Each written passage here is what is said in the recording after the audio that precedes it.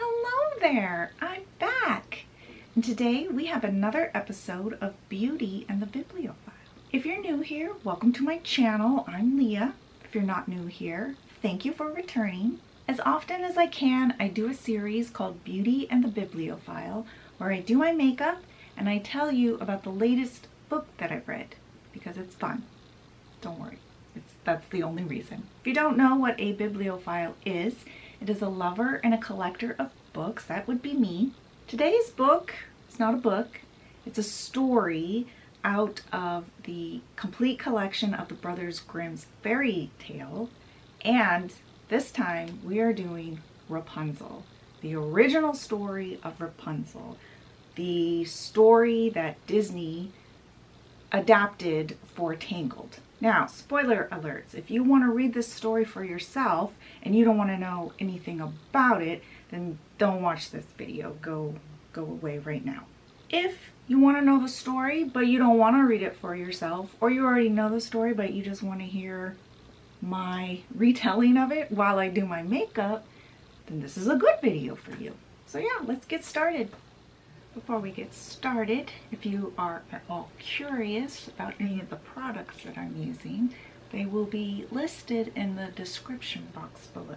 So there once was a man and a woman who really wanted a child.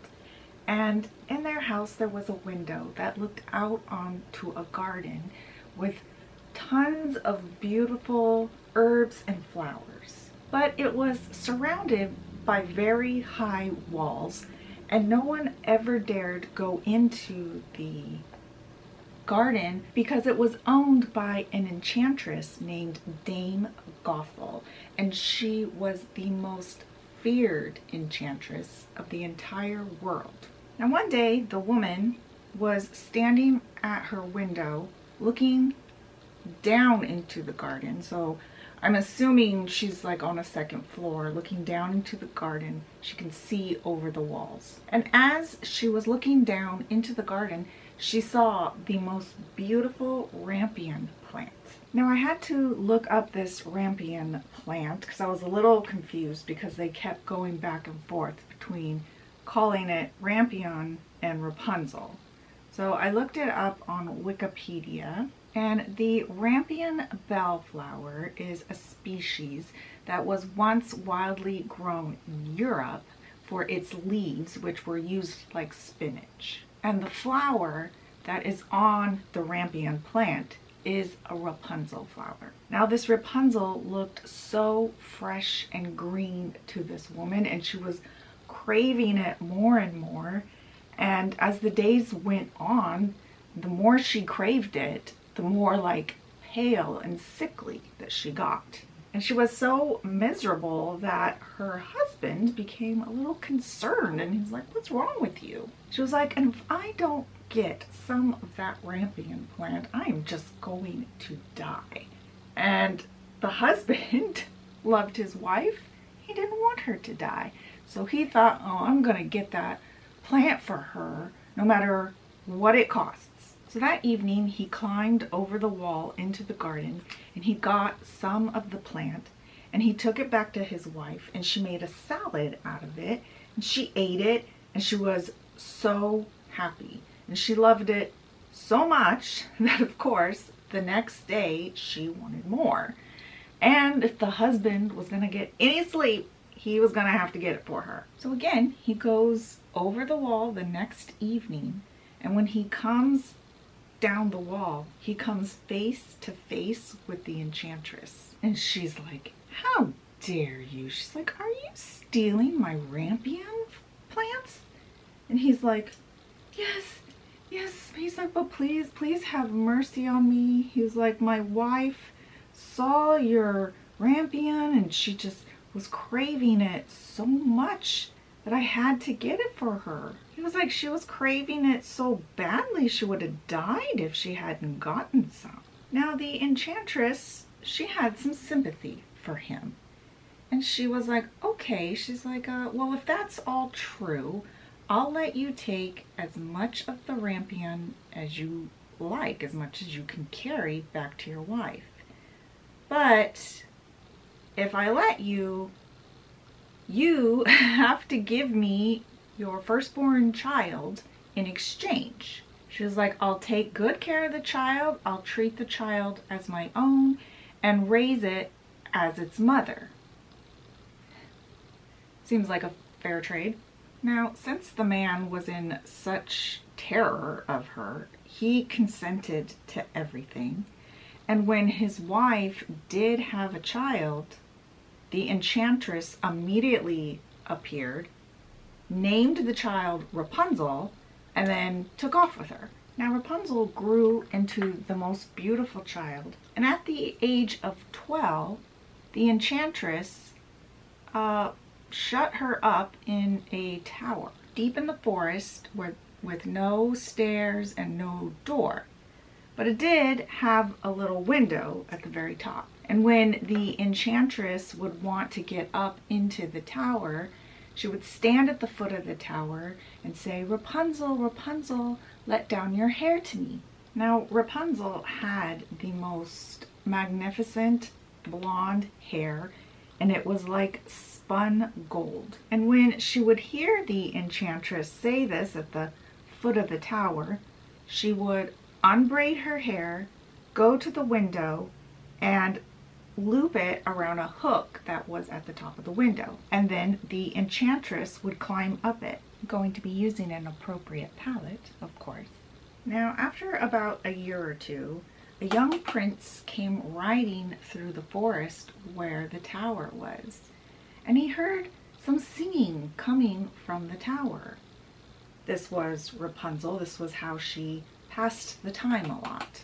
Now the prince, realizing that the singing was coming from the tower, wanted to go up into the tower to see who had such a beautiful voice, but he couldn't find a door. And eventually he gave up looking and he went home. But the voice was like stuck in his head and he couldn't stop thinking about it. And the singing had touched him so deeply, he wanted to hear it again. So every day he would go out into the forest and just listen to Rapunzel singing up in her tower, unbeknownst to her. Now, one of these times he was out there listening to her. He was standing behind a tree, and he noticed an enchantress come to the foot of the tower and say, Rapunzel, Rapunzel, let down your hair. And he saw Rapunzel let down her hair to the enchantress, and the enchantress climb up her hair into the tower. And so he's thinking, oh, okay, so that's how you get into the tower. So then the next day, when it was almost dark, he goes to the foot of the tower and he says, Rapunzel, Rapunzel, let down your hair. And then immediately her hair fell down and he climbed up her hair into the tower. Now, when Rapunzel first saw him, she was a little frightened. He was a stranger. But he was very kind, and he reassured her that the only reason he was there was because he had heard her singing, and it was so beautiful, and it had touched him so deeply, he had to meet who had such a beautiful voice. Now, this relaxed Rapunzel's fears, and when he asked her to be his wife, she said yes, because she figured he'd probably love her more than Dame Gothel did, so it was a trade up for her. The only problem is she didn't know how she would get out of the tower. They all used her hair to get in and out of the tower. But then how was she supposed to get out? She couldn't climb down her own hair. So they decided that the prince would come and visit her every night, and each time he would bring a little bit of silk with him, and Rapunzel would weave it into a ladder, and then when it was all done, they would leave together. So he started visiting her every night in the evenings, because that's when Dame Gothel would leave.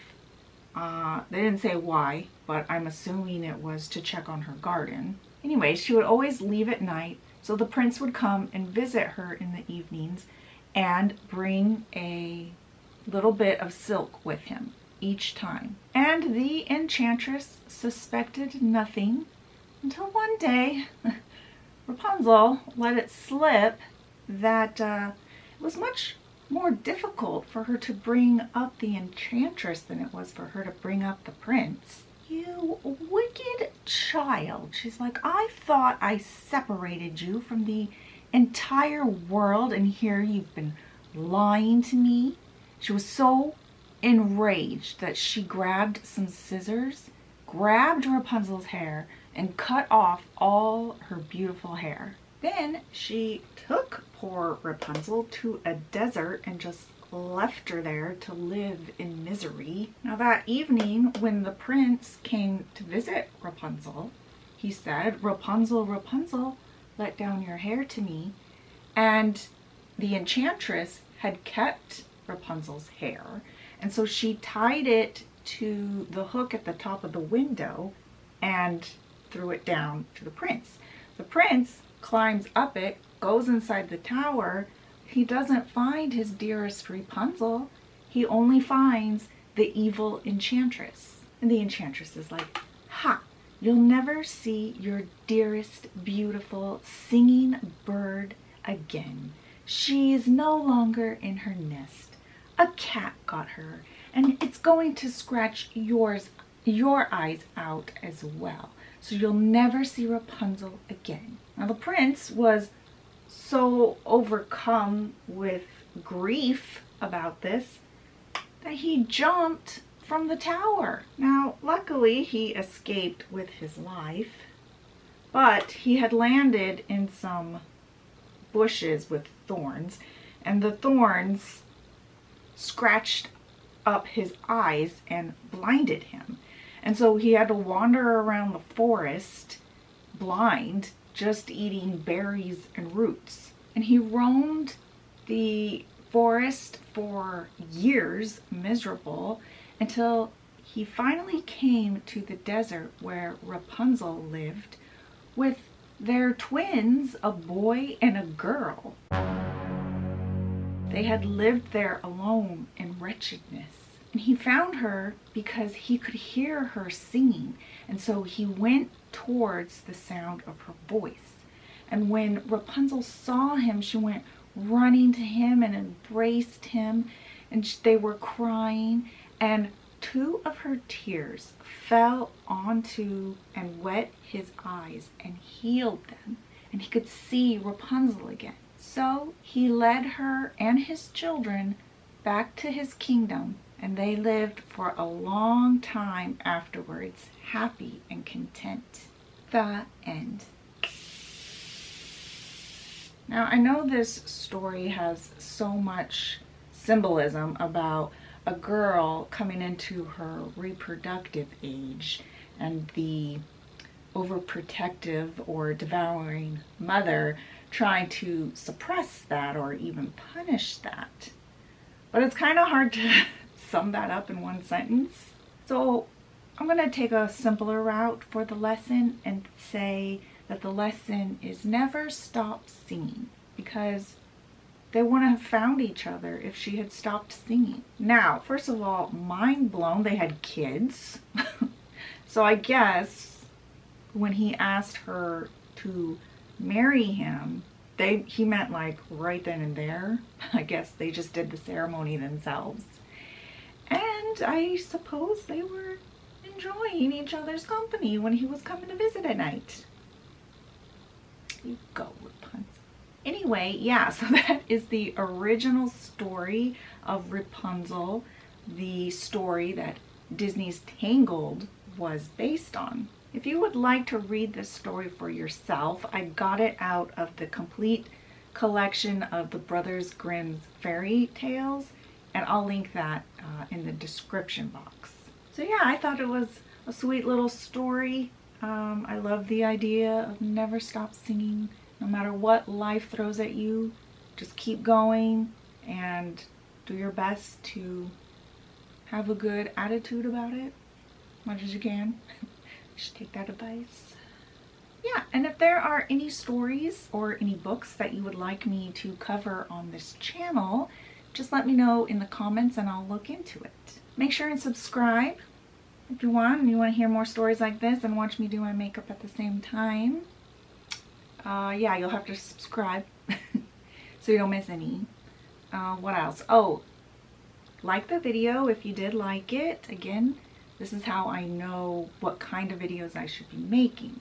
If the fairy tales get more likes than other books, I'll do more fairy tales. If not, vice versa, I'll do the vice versa. And remember, never stop singing. And I will see you in the next one. Bye. Because it was owned by an enchantress. Now I had to look up this.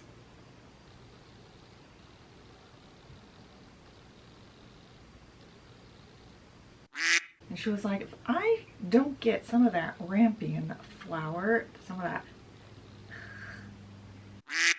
And the enchantress is like, ha, you will. No. And the enchantress is like, ha, you'll never see your dearest singing. No.